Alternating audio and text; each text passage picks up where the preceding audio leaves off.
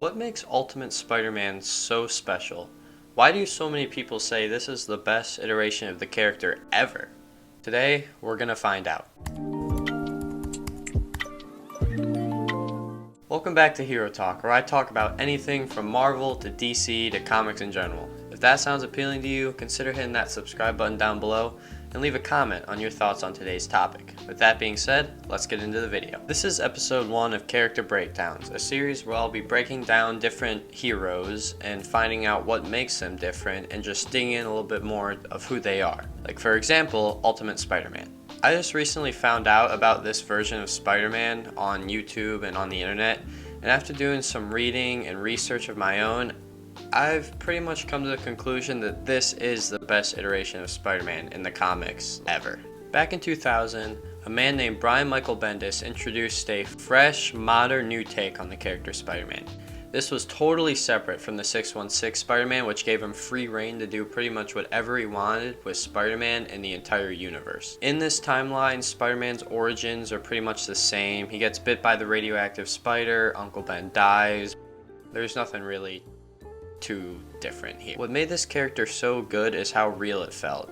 All his relationships with Mary Jane, Aunt May, and Harry were so authentic and totally different from how they were in the 616 version.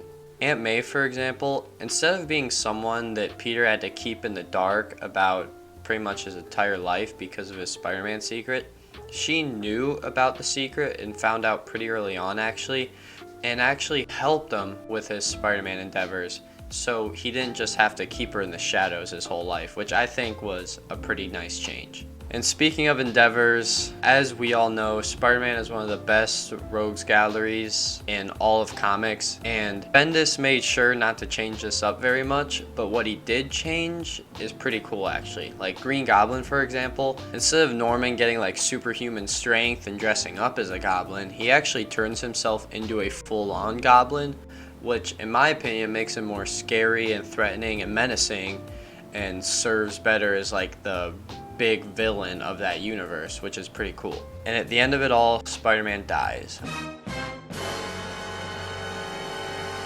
A perfect ending to an awesome arc that spanned over 10 years of this comic run. And after Miles Morales took over the mantle of Spider-Man just as he did in the Spider-Verse movies. It is revealed later though that Peter actually survived his death, but we won't talk about that because it kind of ruins the whole heroic death effect. Well, this is the end of the video. I hope you enjoyed it. Please make sure to leave your thoughts and opinions down in the comments below. I love to talk and interact with you guys, and I'll see you in the next one.